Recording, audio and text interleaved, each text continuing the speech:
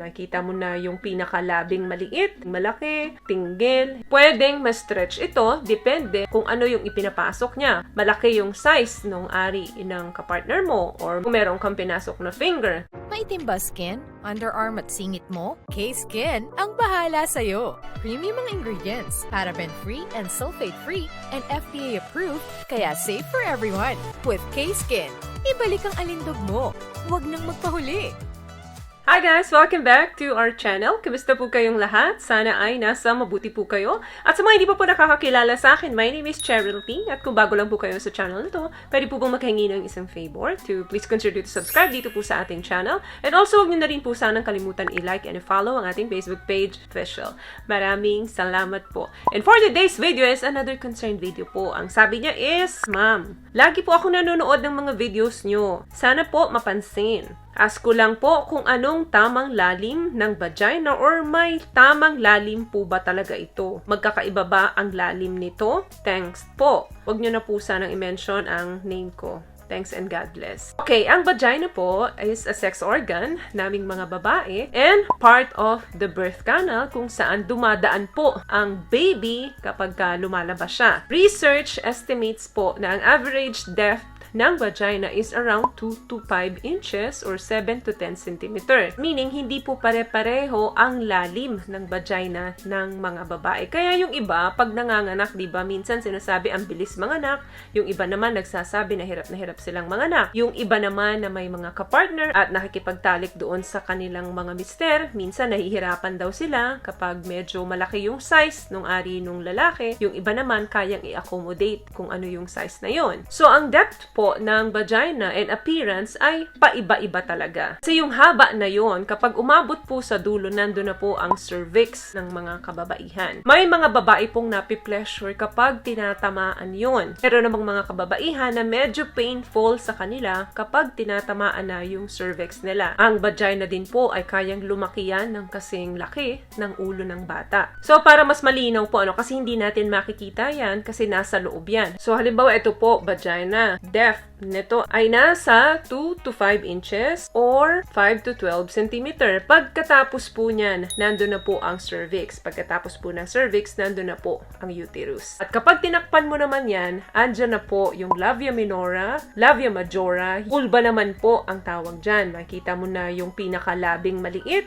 labing malaki, tinggil, and also yung ating labasan ng ihi at yung butas. So, what affects vaginal size? Ang lalim po at size ng vagina ay pwedeng magbago depende sa situation. Pwedeng ma-stretch ito depende kung ano yung ipinapasok niya. For example, nagpasok ka ng tampons or malaki yung size ng ari ng kapartner mo, maliit naman yung size or medium size. Kung meron kang pinasok na finger, na toys. Another question, nagbabago ba yung itsura ng vagina over time? Ang sagot po dyan, hindi po nagbabago ang itsura ng vagina dahil nasa loob po yan. Kahit na nagkakaedad ka na, yan na po talaga yung itsura ng vagina natin. However, yung labia po or yung pinakalabi doon sa vulva o doon sa labas, pwedeng magbago yan over time. Halimbawa, nagkakaedad tayo, yung labia mo na dati talagang maganda, pero kapag nagkakaedad po tayo, lumiliit na yan. Dahil po yun sa estrogen ng katawan natin. Nagdi-decrease po ito over time pagka nagkakaedad na tayo. Kaya ang tendency, nare-reduce po or nababawasan yung fat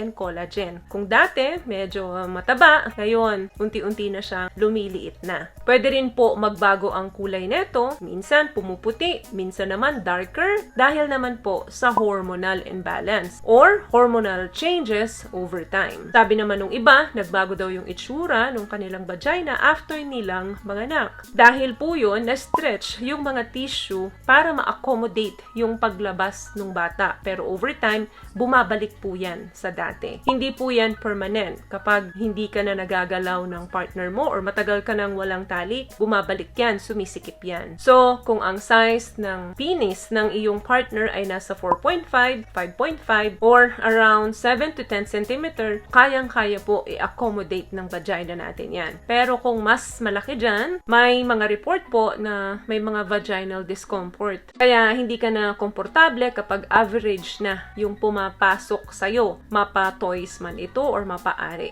So, self-care tips po para mapanatiling healthy ang vagina. Huwag nyo pong huhugasan yung loob ng vagina natin. At huwag gumamit ng matatapang na produkto na panghugas or pang-spray. Kasi pwedeng masira yung pH level ng ari natin. I highly recommend this product. Ito po ay feminine wash na panghugas, pampaputi. Very mild ang formulation, moisturizing, antibacterial, and may whitening complex. So, makakatulong para pumuti yung mga singit-singit and also down there. Meron din pong panlalaki yan, yung kulay blue. This is only 198 pesos. Mabibili nyo sa Shopee and Lazada. Huwag din pong magsusuot ng mga masisikip na panty or masisikip na pantalon kasi pwedeng mag-cause ng irritation yan. Also, kapag katapos magtalik, dapat mas maganda rin po kung iihi tayo para ma-avoid yung risk ng UTIs or urinary tract infection. And huwag hayaang basa yung panty or swimsuit pagkatapos natin mag-swimming tapos hinahayaan nyo na nakasuot pa rin sa inyo yung swimsuit ninyo, hindi naman na kayo naliligo. Dapat pagkatapos magpalit na agad kung hindi na po babalik sa pagligo dahil may risk din po iyan sa infections. So ang summary po ng video natin, ang vagina po is an organ. Ginawa ito para accommodate ang both childbirth and sexual activity. However, kung nakaka-experience po kayo ng pain during talik, possible na mababaw yung inyong vagina, baka kaya nilang i-accommodate niyan is around 2 inches. So, please talk with a doctor para sa support. Kasi pwede nilang i-investigate yan, yung underlying causes of pain, at pwede nila kayong ma-refer sa isang espesyalista.